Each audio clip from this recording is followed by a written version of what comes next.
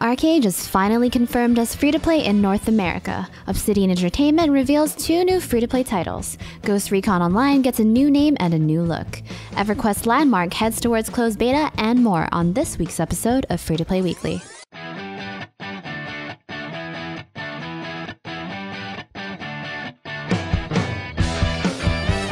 The long-awaited boat-building pseudo-sandbox MMORPG ArcheAge will be going with a free-to-play model when it debuts in North America, according to a forum post by community manager Evan Scapes Berman. In making the announcement, Scapes references several examples of how XL Games is working with Tryon to make the game more amenable to a Western audience, such as adding XP to racial quests, and having items purchased in the cash shop provide solid value and fun, while earned and crafted items are still objectively superior. There's also plenty of new info, but the race is on the game's English website, which you can find a link to in the description box below. As for when the general English-speaking public can get their hands on the game, ArcheAge's alpha should see an expansion following the recent Game Developer Conference, with a closed beta and launch scheduled for sometime later this year. A new highly stylized MMORPG known as Skyforge was recently announced by Alad's team, in collaboration with Obsidian Entertainment. The MMO is said to feature an open class system that makes for nearly limitless character development. Beyond that, gameplay details are a bit scarce, but the official website gives us a small taste of what players can expect. According to the site, Skyforge is sci-fi meets fantasy as ancient deities battle within a realm of cutting-edge technology. Players start as an immortal, collecting followers and powers in order to gradually work their way up to a champion, and eventually becoming a god themselves. Combat in Skyforge is promised to be dynamic, as its mechanics are based off styles commonly found in console action games. Oleg Shpilchevsky, the Alad team's head of development studio, mentioned players will be competing and cooperating across one single giant server, bringing the massive back to MMORPGs. No release info has been given out yet, but players can already sign up for the beta on the official site now.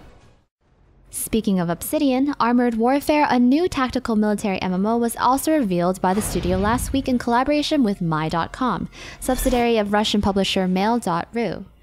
While Obsidian is better known for their rich fantasy RPG storytelling, the studio is showing its flexibility by helping create a game where players control an armored vehicle and not an armored knight. Yes, Armored Warfare is yet another tank sim, seemingly not unlike the World of Tanks or the upcoming Ground Forces expansion for War Thunder.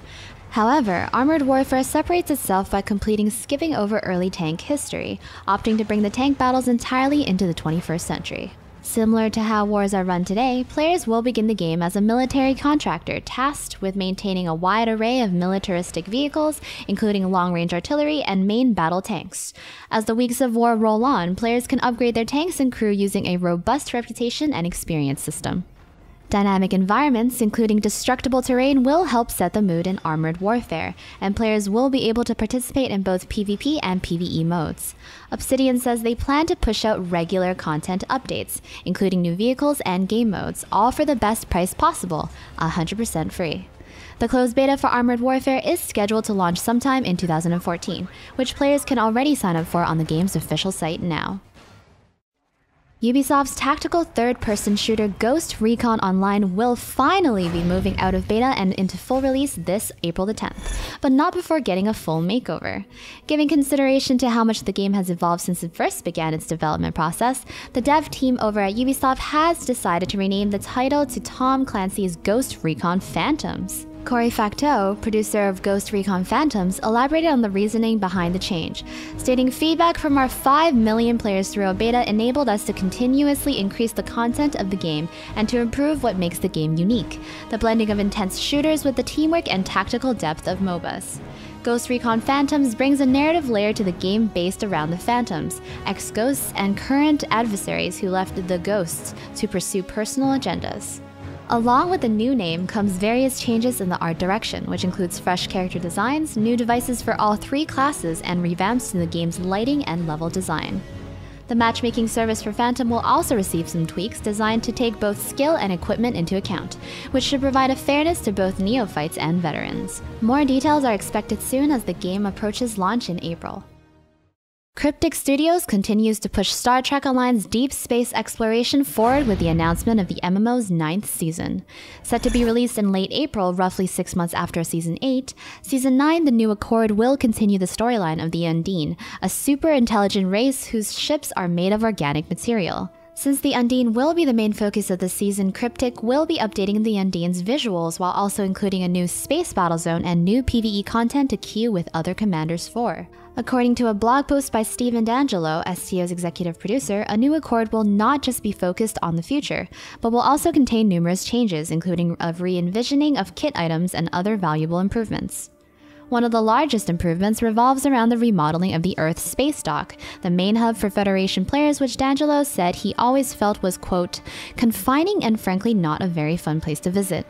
While not complete, the remodel should make for a much more welcoming place to handle Federation matters before embarking on a new journey across the final frontier. EverQuest Landmark will say goodbye to its alpha stage and say hello to closed beta starting this week on March 26th. The transition to a closed beta includes a server wipe, removing all claims and resources while leaving only saved templates, purchased founder pack items, and the characters themselves. One of the last updates to go through before the coming switch to closed beta was the new party system, which allows for players to join a group by right-clicking other players on screen or by using commands along with the friend list.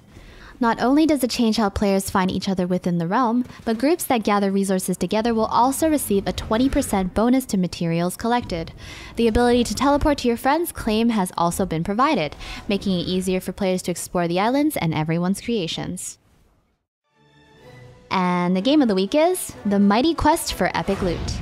In the Sky Kingdom of Opulencia, gold, jewels, and all of the treasure found in between mean everything to the Opulencians, as hundreds of their castles stand tall and in heavy defense of what some would call their property, and others would call their loot. The warriors of Opulencia are constantly pillaging each other's castles, always on the lookout for new bounty to call their own. The mighty quest for epic loot comes with 4 playable classes, including the surly archer Black-Eye Bogart, the overly charismatic knight Sir Painhammer, an evil spellcasting wizard known as the Earl of Evilocity, and an axe-slashing bardic runaway simply called the Runaway. With other 500 pieces of potential custom loot for their pockets, these champions of Opulencia are hell-bent on having it all to themselves. When players aren't out pillaging their neighbor's residence, they'll need to defend their own. To do so, players are able to create their own custom castle layout, placing hordes of creatures and traps throughout in order to greet any intruders with their own demise. Resources are gained through pillaging and their castle's mines, which are then used to purchase upgrades to grant them access to more powerful creatures and traps. Creatures come in all shapes, ranging from weak chickens to giant dragons. These creatures must be placed carefully in their master's chambers as they are susceptible to the player's own traps, making strategic placement key to a strong defense. Once created, players can rewatch replays of others who attempt to brave their inner sanctum, reveling in each hero's demise while taking note of any weak points in their defense. So, if you're looking for a hack-and-slash title with loads of loot and a unique castle defense twist, then be sure to B&E your way to victory and rob thy neighbor in the mighty quest for epic loot. That is going to be all on this week's episode of Free to Play Weekly. Don't forget to like, subscribe, and leave a comment in the comment section below. And be sure to head over to MMOBomb.com for more free to play action. Until next time, Natsumii out.